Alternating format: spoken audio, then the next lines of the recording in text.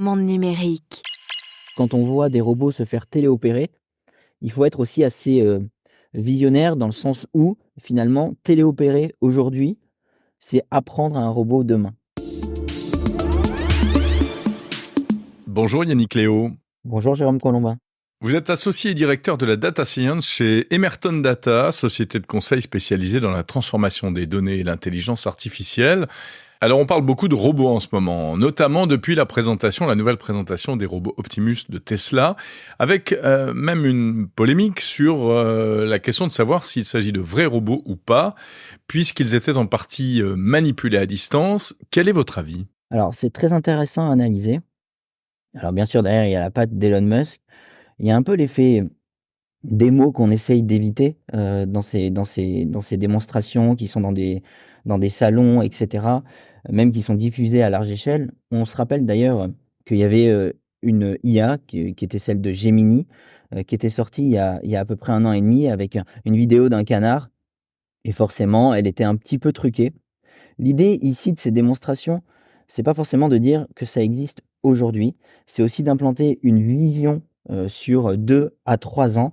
C'est forcément quelque chose, un produit qui va arriver. Donc on veut éviter l'effet démo, on n'évite pas finalement la débâcle et le buzz après événement et c'est ce qui s'est passé avec ces robots-là.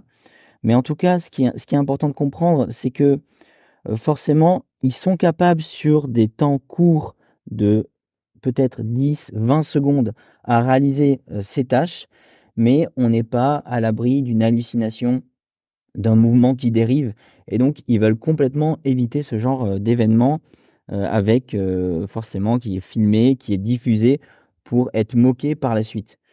Ce qui est sûr, c'est que ça a été téléopéré, sur certaines parties en tout cas, du salon et ce qui est certain, c'est qu'aujourd'hui, ils n'ont pas l'autonomie, qu'ils prétendent potentiellement avoir. Ça reste une vision aujourd'hui. L'empêche, ça reste très intéressant, de voir ces robots, ces entreprises. Il n'y a pas que Tesla qui fait des robots. Il y a énormément d'entreprises qui émergent et qui font des robots avec différents cas d'usage et là, moi, ce que j'aimerais bien insister, c'est il y a la vision d'un robot autonome qui est à la maison, potentiellement qui fait énormément de tâches, qui est à l'usine et il y a énormément de cas d'usage intermédiaires qui ne requièrent pas une autonomie totale, où il y a énormément de valeur ajoutée. Avec des robots pas forcément humanoïdes, plus petits, qui peuvent être, dans certains cas, seulement des bras robotiques, en fait. Alors exactement, alors ça, c'est des robots, rien que les bras articulés dans les usines, ça existe depuis très longtemps. Ces bras articulés vont encore plus se complexifier. Ils vont, bénéficier, de l'intelligence artificielle et de la puissance de l'intelligence artificielle et des nouvelles méthodes pour faire face finalement à des tâches qui ne sont pas seulement répétitives au X, Y près, mais qui peuvent avoir un certain nombre de variabilités. Il y a des choses forcément sur des techniques qui ne sont pas encore prises en main par exemple, bras articulés ou des robots un peu plus simplifiés, parce que justement, il y a une variabilité sur la tâche. La pièce peut aller plutôt à gauche, à droite, il faut réagir, il faut s'adapter et donc ces nouvelles techniques permettent, sans être complètement autonomes dans le sens, de l'humain, mais peuvent prendre en compte une variabilité. C'est ce qu'on voit notamment, dans les voitures autonomes où il y a une certaine variabilité de champ, bien que ça reste sur des routes avec, des règles et cetera et cetera. Yannick Léo, vous êtes, je l'ai dit, directeur de la Data Science chez Emerton Data. Alors, quel rapport entre la Data Science et la robotique ? Et même avant cela, rappelez-nous un peu ce qu'est la Data Science. Alors la data science, c'est un champ assez large. L'idée c'est, vraiment, utiliser des outils qui sont, statistiques, on parle beaucoup de machine learning, de deep learning, donc c'est des techniques finalement, qui visent à résoudre des tâches, variées. Ça peut être de la prédiction, de séries temporelles, ça peut être de la recommandation, comme vous avez des algorithmes dans Netflix, ça peut être prédire les mouvements, ça peut être optimiser, des transports et cetera et cetera. Donc dans chacun des grands groupes français ou des grandes startups, on a un certain nombre de data scientists qui travaillent à faire ces algorithmes qui optimisent, apportent de l'intelligence, finalement, aux différents métiers.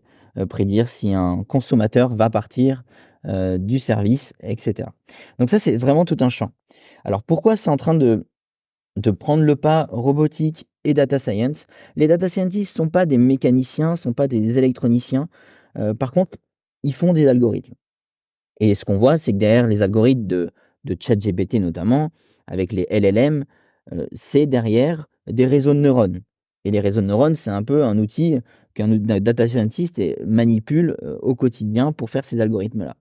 On a bien vu d'ailleurs que entre les algorithmes qui généraient des images et les algorithmes qui généraient du texte, c'était 2 communautés différentes qui ont fusionné puisque, derrière, il y avait vraiment, la même technique, les mêmes architectures si on peut dire, pour résoudre ces problèmes, et avoir les meilleures performances.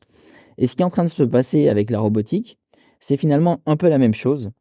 C'est en train d'essayer de passer à l'échelle avec ces architectures de deep learning, de reinforcement learning, donc apprentissage par renforcement. On se rappelle notamment de AlphaGo qui gagnait, aux échecs les meilleurs joueurs. Et donc, c'est vraiment la fusion de l'ensemble de ces techniques, qui est en train d'être intégrée sur, la robotique. Et ce qui est intéressant, c'est typiquement la robotique, c'est pas seulement, mettre ChatGPT aujourd'hui dans un robot pour mieux voir, mieux parler, mais c'est aussi mieux se mouvoir grâce à ces techniques, nouvelles, de d'intelligence artificielle.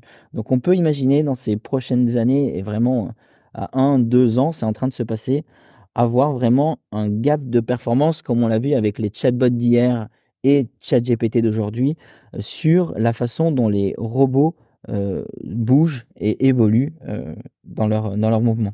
C'est-à-dire que les robots vont apprendre, comme, aujourd'hui les LLM, apprennent au fur et à mesure. Exactement. En fait, quand on voit les démonstrations sur, justement les téléopérations, c'est très important de le voir parce qu'au final, ce qui va se passer, c'est si vous êtes capable de faire en téléopérant, donc, il y a un humain, qui fait bouger le robot pour faire une certaine tâche, je dirais, et ben, en fait, si vous le faites 50 fois, 100 fois, 1000 fois, à la fin de la journée, vous envoyez ces données-là de mouvement de chacun des moteurs et bien sûr du robot, il sera le lendemain capable de réaliser, cette tâche avec toute la variabilité que vous avez induite en faisant cette téléopération. C'est pour ça que quand on voit des robots se faire téléopérer, il faut être aussi assez, visionnaire dans le sens où finalement téléopérer aujourd'hui, c'est apprendre à un robot demain. Ouais, donc en fait, selon vous, le fait de téléopérer un robot, c'est pas forcément que pour «tricher» entre guillemets? Non, effectivement, c'est vraiment et d'ailleurs, à notre échelle, on fait des tests sur des bras articulés et ça correspond vraiment à ça. Vous mettez 2 caméras, devant et au-dessus d'un bras articulé. Vous le téléopérez sur 50 fois, vous faites la chose. Alors vous mettez l'objet un peu à gauche, à droite, vous faites un peu des variations et après, vous envoyez le modèle entraîné pendant la nuit. Le lendemain, là, le bras articulé est capable de le faire. Donc on imagine bien, des, chaînes, d'usines qui vont pouvoir se réadapter du jour au lendemain ou au moins dans le mois, pour faire un nouveau produit et cetera. Il y a énormément de cas d'usage qui peuvent se développer à partir de cette idée. Alors ça reste pas magique, c'est en train de se créer. Je dis pas que ça se fait aujourd'hui, en faisant, 50 tâches d'un robot, on arrive à le refaire, mais en tout cas, c'est la voie que prend la science, clairement.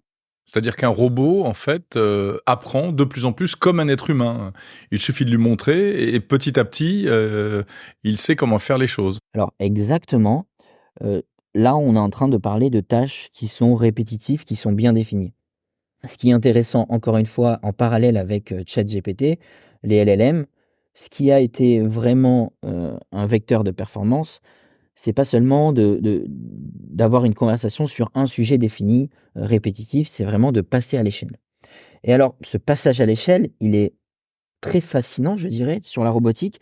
Comment on arrive à passer à l'échelle sur les mouvements de l'humain? C'est un sujet très compliqué parce que derrière, c'est le sujet de la data. Et en fait, pour faire ça, je pense qu'il y a une voie qui est en train de se créer, qui est pas forcément partagée, hein, par tout le monde, mais qui peut se lire dans les différentes communications, notamment de Yann Lequin, qui est Chief Scientific Officer, de Meta. C'est qu'en fait, comment récupérer des données de mouvements de l'être humain à l'échelle?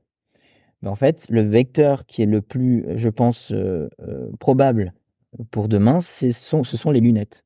Donc il y a des lunettes qui sont en train de se diffuser, chez les humains. Donc globalement, vous allez avoir cette lunette Meta, Ray-Ban qui a déjà été, pas mal utilisée. Il y a une autre version qui est en train de se créer. Il y a pas mal d'acteurs, hein, sur le sujet. Je suis pas expert sur l'ensemble des marques, mais en tout cas, c'est quelque chose qui est en train de se faire à l'échelle et en récupérant ces données, parce que c'est un peu ce qui je pense, ce qu'ils visent à faire, ils vont avoir un certain nombre de séquences avec l'image, le mouvement quand on regarde ses mains, quand on regarde finalement les mains des et les mouvements des autres en face de nous, on va avoir un certain nombre de données qui va permettre potentiellement, non seulement de faire un pas de plus vers une IA généralisée, si on peut dire, enfin, on l'appelle comme on veut, mais aussi vers une mouvance, des robots qui est vraiment, heu, optimale et généralisée sur un grand nombre de tâches, cette fois-ci. Ce que vous voulez dire, en fait, c'est que ces lunettes connectées, c'est pas seulement un produit avec des fonctions pour nous rendre service, entre guillemets, et cetera, mais ce sont un peu c'est une sorte de cheval de Troie pour collecter de la donnée, pour ensuite entraîner des modèles d'intelligence artificielle. J'irai pas directement là, je pense qu'il y a le vecteur de service qui est très intéressant. Il y a énormément de cas d'usage sur les lunettes. Par contre, c'est quasiment Oui, mais c'est à double entrée, c'est-à-dire que c'est un peu comme les bracelets, pour le sport, les Fitbit et autres. D'un côté, oui, c'est un objet, utile, mais d'un autre côté, pour, les entreprises, c'est un moyen de collecter des données qui ont une très grande valeur. c'est effectivement, l'un des gros avantages, de Meta aujourd'hui pour se diriger vers une intelligence artificielle généralisée, c'est que justement, ils sont en train de déployer ces lunettes à grande échelle et d'ailleurs, c'est pas forcément moi qui le dis directement aujourd'hui. Si vous suivez les communications d'Yann Lequin sur Twitter ou sur les échanges avec Elon Musk, ce qu'il dit, c'est que les LLM sont limités. Je crois que vous l'avez déjà partagé sur les différents podcasts précédents. Ouais, tout à fait, ouais. Mais du coup, globalement, le parallèle qui est fait, c'est un enfant de 6 mois a plus de données avec l'ensemble de ses capteurs dans ses yeux, que, ChatGPT, notamment. Il y a énormément de données redondantes avec les images, effectivement, mais ça, c'est quelque chose qui est martelé dans la communication de Meta depuis maintenant 2 ans et le vecteur, finalement, pour apprendre, ce sont les images. Donc il y a forcément les vidéos, tous les films que vous pouvez avoir et cetera, mais finalement les images que vous allez récupérer dans les lunettes, ça va être un énorme vivier, pour pouvoir, augmenter l'intelligence de ces intelligences artificielles.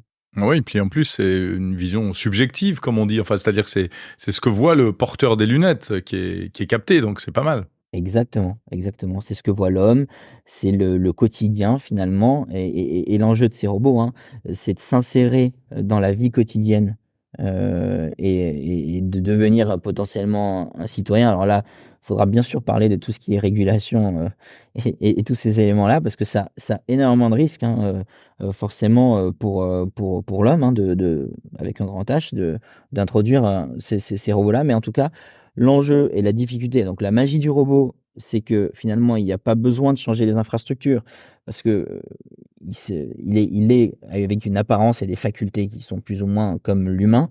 Par contre, à l'inverse, ça apporte un certain nombre de risques si on le met, à la maison, par exemple. Se faire hacker un ordinateur, c'est pas si grave. Se faire hacker un robot, on peut imaginer les dérives qu'il peut y avoir. Il a de la force, le robot. Voilà, personnellement, je suis pas dans une vision apocalyptique. J'essaie vraiment de raisonner sur ce qui existe aujourd'hui en termes de science et en termes de possibilités. Avoir un robot à la maison, c'est très risqué aussi. C'est pas un aspirateur qui va vous faire du mal. Par contre, un robot qui sait, casser une noix, peut être un risque, pour les personnes et les habitants, forcément qui sont dans la maison.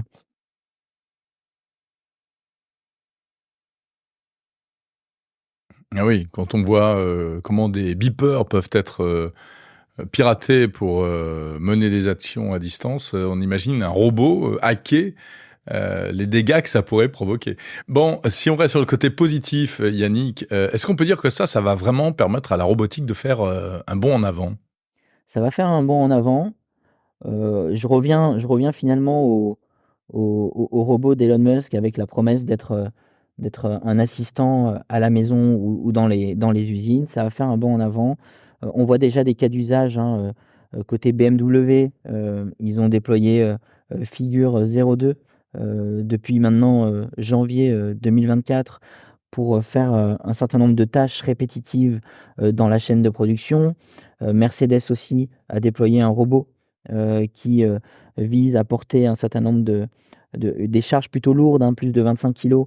Donc ça permet de décharger des tâches finalement qui usent les employés au quotidien. La NASA va aussi l'employer pour potentiellement faire un premier astronaute robot.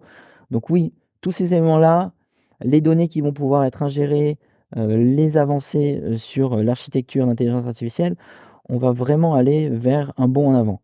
La question peut-être que vous allez me poser, c'est quand est-ce que tout cela sera efficace? Honnêtement, personne n'est capable vraiment de savoir quand le robot sera ou l'intelligence généralisée sera déployée. Voilà, Elon Musk dit 2025, quasiment. Yann Lequin dit dans 10 ans. Voilà, peut-être la réponse, c'est entre les deux. Et voilà, il y aura vraiment énormément de performances à aller chercher et de cas d'usage qui seront déployés dans les entreprises. Est-ce que ça va dans le sens d'une démocratisation de la robotique également? Est-ce que on va pouvoir de plus en plus facilement se fabriquer son propre robot? Alors, c'est déjà en train de se passer, effectivement, à une échelle qui est différente d'hier.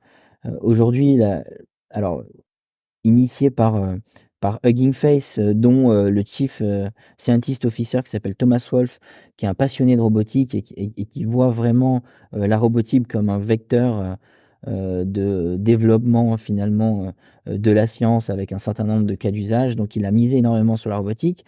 Ils ont embauché un ancien de Tesla qui s'appelle Rémi Cadenne pour structurer toute la practice robotique de Hugging Face. Hugging Face, je le rappelle, donc c'est une entreprise vraiment qui développe l'open source, hein. Il y a plus d'1 million de modèles d'intelligence artificielle sur la plateforme Hugging Face, qui a été fondée par 3 Français. Et pourquoi du coup je parle de Hugging Face? C'est que, ils structurent un projet qui s'appelle Le Robot. Encore une fois, on voit la patte française, dans l'open source, aujourd'hui, qui vise finalement à démocratiser, la robotique. Donc là, on fait le lien finalement avec l'ensemble des data scientists qui sont prêts, à aller, dans la robotique et à faire leurs tests, à améliorer finalement l'état de l'art, de la robotique. Et aujourd'hui, avec 200 €, voire même moins, on est capable de récupérer quelques petits moteurs, quelques fils, et des cartes pour pouvoir, en mode Raspberry Pi, hein, pour ceux qui connaissent, c'est les petits ordinateurs, qui sont tout petits et qui peuvent permettre de faire un certain nombre de choses. Et donc voilà, en mode un peu débrouille, si je puis dire, ils arrivent à récupérer, sur Amazon ou autres, commerces, récupérer un certain nombre de pièces, construire par eux-mêmes en imprimant avec des imprimantes 3D, hein, qui sont sophistiquées aujourd'hui. Il suffit d'acheter du plastique, d'imprimer, en 3D les différentes pièces qui sont partagées, et on arrive à faire, finalement, des robots. Ce qui change aussi aujourd'hui, c'est que, on crée son robot, c'est pas si simple d'accès. Donc si on a un souci, il y a une communauté qui nous répond dans l'heure à notre problème, on partage notre vidéo et on arrive, un certain nombre de gens arrivent à le faire.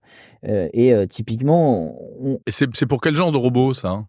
mais c'est des bras articulés aujourd'hui. C'est des bras articulés qui sont connectés au package Le Robot, qui ont vraiment vocation à être accessibles à tout le monde. Il y a d'autres robots qui sont connectés, qui sont un peu plus sophistiqués, comme, Ritchie 2, qui est un robot qui est français, un robot qui est français, qui a fait le pari de l'open source, qui se connecte et qui s'intègre très bien avec le package Le Robot pour pouvoir justement, faire, tout cet apprentissage qu'on a parlé tout à l'heure, et pour, réaliser ces tâches répétitives. Et ces robots-là et les entreprises qui vont faire le pari, de l'open source vont bénéficier, comme aujourd'hui Yamaha avec Meta bénéficie finalement d'une traction, d'adoption et de retour sur l'utilisation. ces robots qui vont faire le pari d'être connectés à le robot, vont pouvoir bénéficier, de cette communauté-là. Par contre, le data scientist peut pas, aujourd'hui, se permettre de payer, 10 000 €, 20 000 €, pour récupérer, ces robots et faire ces tests-là. Il y a aussi une entreprise chinoise, hein, qui est Unitree, qui, mise un peu sur l'open source, avec son nouveau robot.